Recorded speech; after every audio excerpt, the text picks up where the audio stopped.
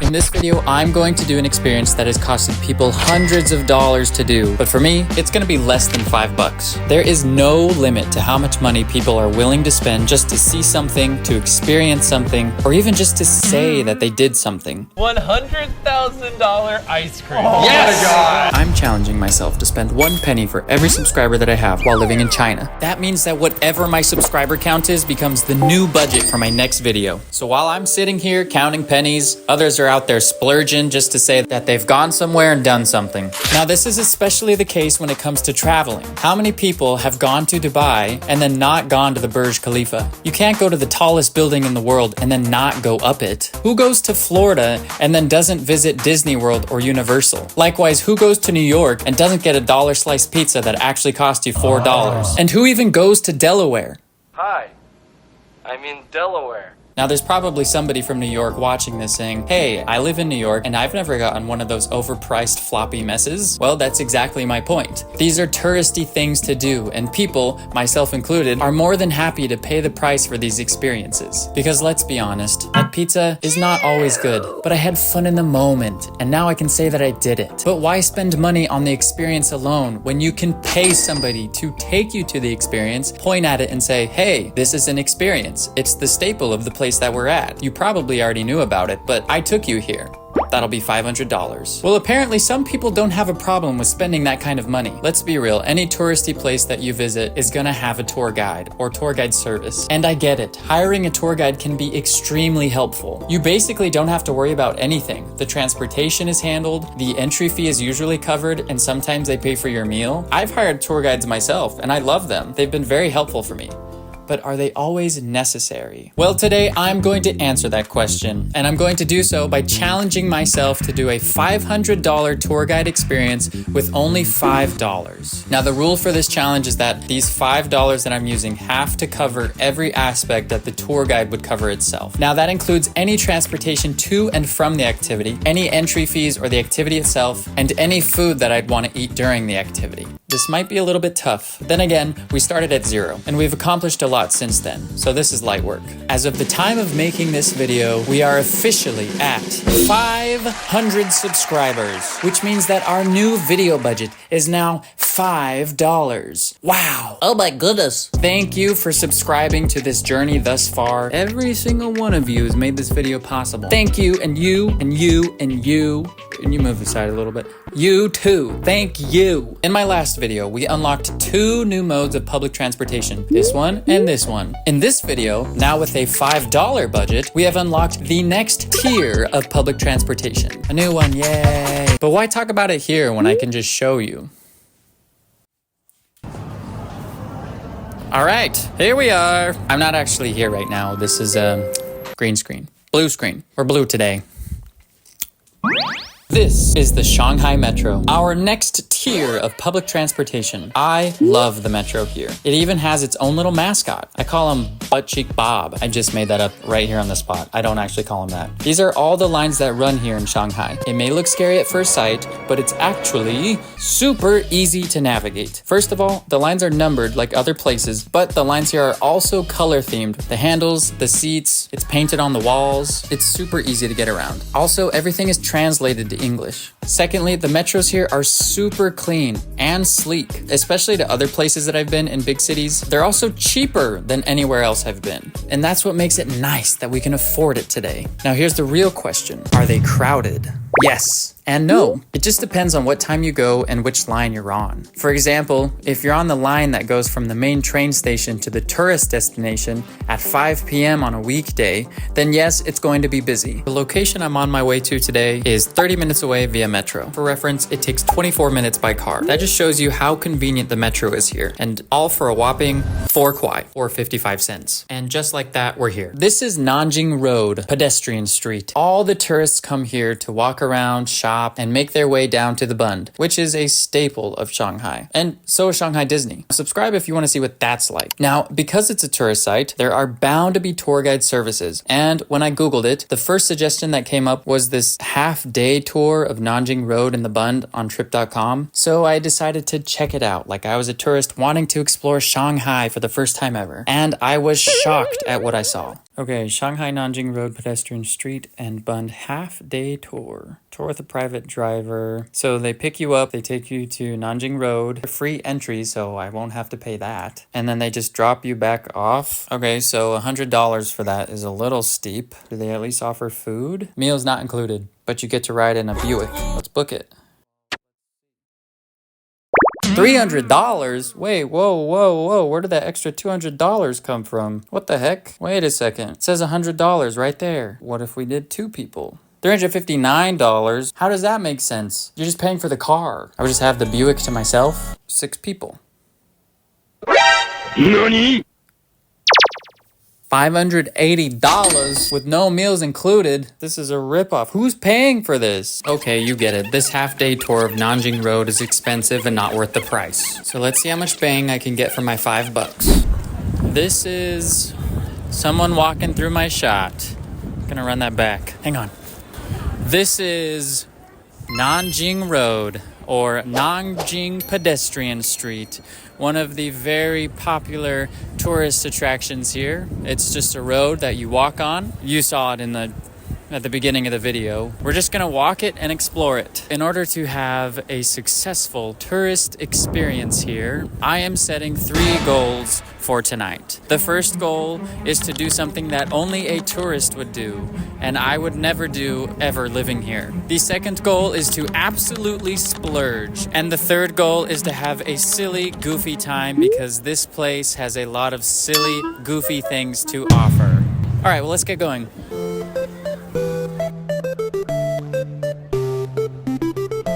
Pretty cool. Not even 2 minutes into my walk, I stumbled across this robot barista whipping up some coffee for these 2 people. And after seeing it at work, I was curious to see how much this thing was charging. To my surprise, it was incredibly cheap. Cheap? Prices were hovering around $1.50. And with such a variety of options, I didn't know what to get. But then I saw they had a kids menu. What are the odds that means hot chocolate? You should know this kiosk is very talkative and loud. Stop yelling at me! Oh, yes. For a little robot kiosk, this thing had so many add-on options. Alright, let's watch this thing get down. Hey, listen!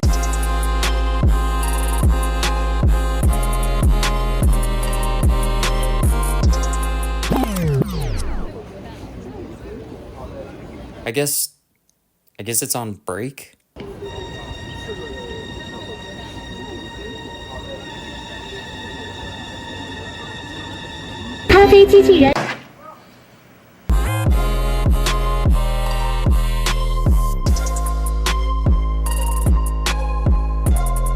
Your chocolate milk is finished.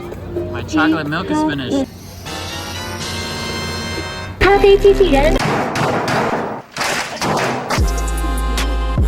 Okay, that was cool. Thank you, Street Robot. It's warming up my hands. My hands were getting real cold just standing there filming. So this is great. So that was really cool. Little robot made my hot chocolate. I found a nice little spot to sit down at so I could warm up a little bit and try out my hot chocolate. Let's give it a shot.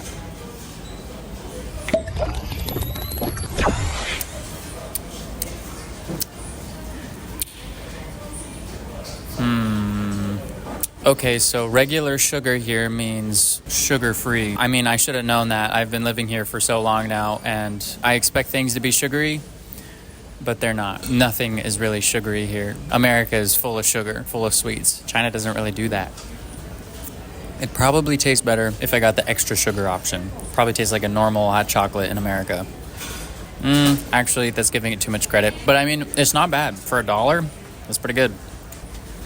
I'll keep drinking that. Honestly, I would say that just watching that thing make this was worth $1 in itself. I'm gonna finish this on the road. Got a lot more exploring to do. I'm a bird.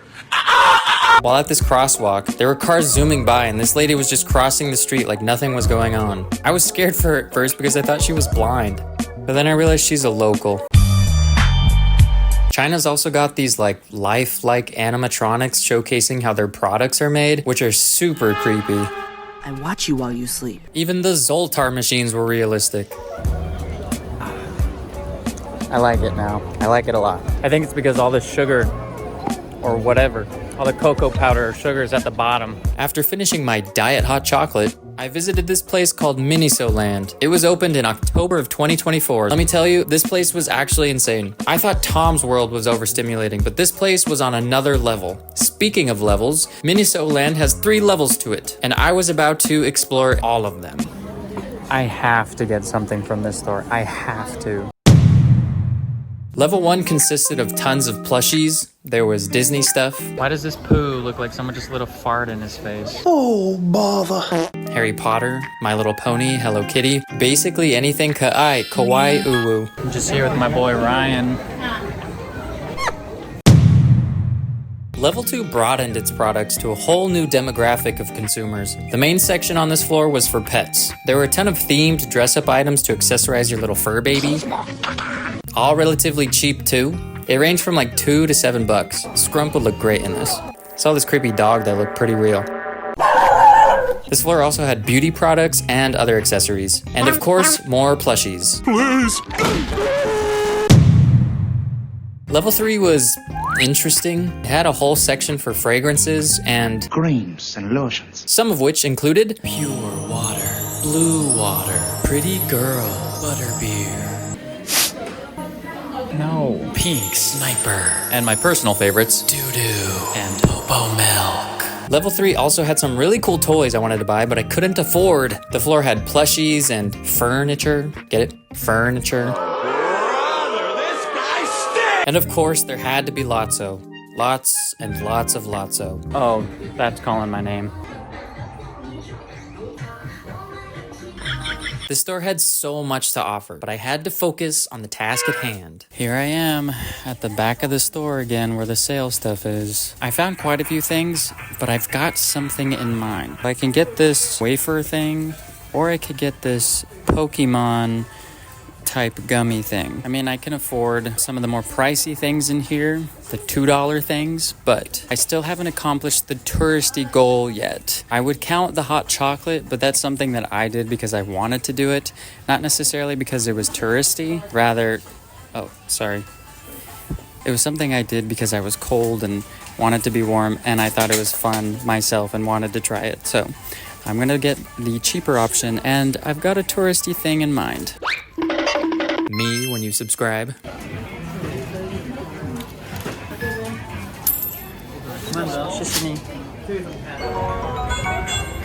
Oh.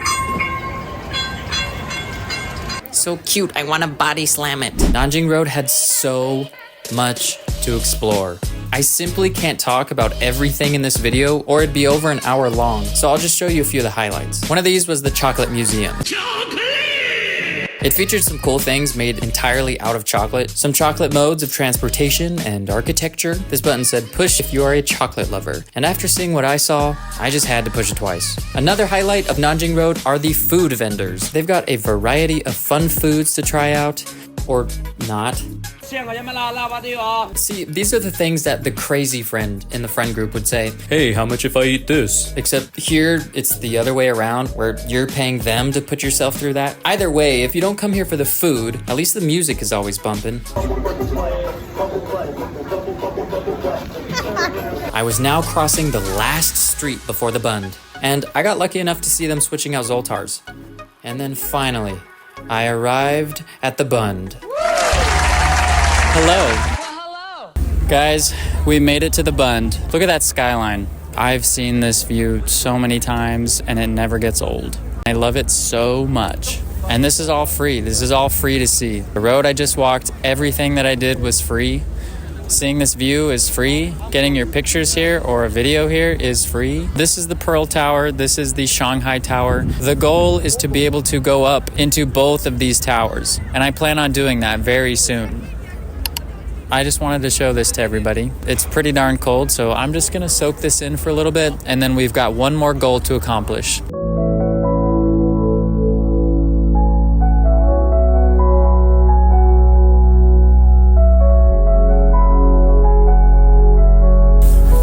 Crazy. Well, that just leaves one more thing to do, the touristy part. While making my way down Nanjing Road, walking fast, I noticed that there were these little trams that would pass by. You saw the one earlier, it almost killed me. I knew as soon as I saw it, that had to be one of the most touristy things that I could do. But first, I had to make a call. Hello, is this the Krusty Krab? No, this is Patrick. Is this the Krusty Krab? No, this is Patrick. Is this the... No, this is Patrick.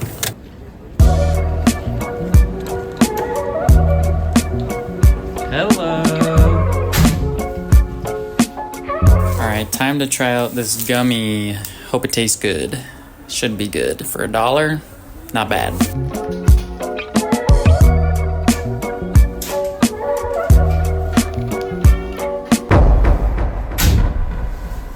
All right, well now I'm a little embarrassed, but that's fine.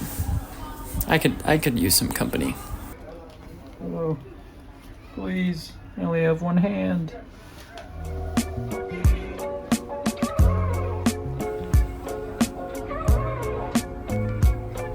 That's pretty good. Actually, I like that. This is actually really good. Wow. Nice. 请出示付款码。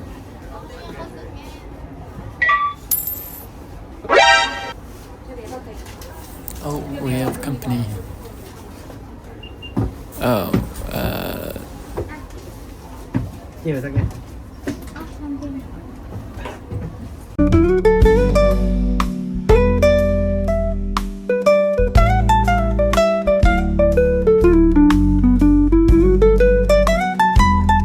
Look at all these peasants walking with their own 2 feet. Pitiful.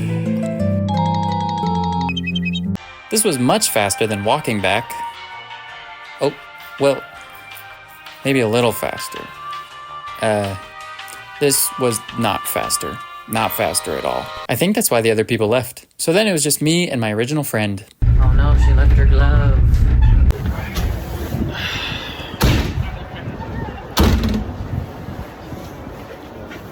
Best 10 kwa in my life.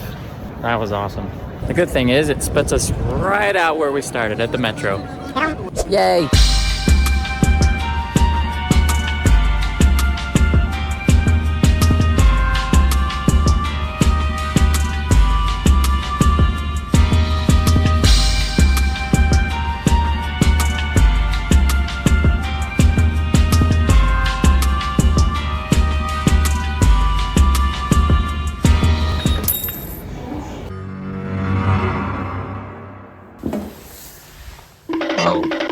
Okay. So what did we learn today? For one, we learned that regular sugar has a different definition to the people in China than it does to the rest of the world, unless it was actually making me finish chocolate milk, in which case I have it all wrong. Second, we learned that Lotso is actually just an adorable, strawberry-scented little cutie, and definitely not a power-hungry, ruthless tyrant who ruled Sunnyside with an iron paw. And he definitely didn't betray Woody and the gang, leaving them to die in a bottomless pit of fire. He's way too cute and cuddly for that kind of thing. And you just have to trust that, because there's no accessing Disney Plus in China. And third, we learned that tour guide services can be a helpful means to an end, but they're not always necessary. Especially this one, oh my gosh. There are cheaper options. Here's a summary of everything that I paid for today and their costs. Here's the dollar conversion, coming out to a total of 35.6 kwai, or $4.91. Pretty neat, huh? Okay, if you liked this video and you want to see more of this and support me by adding a penny to my budget, do it now, or I'll squeal. I'm just gonna leave this here for you.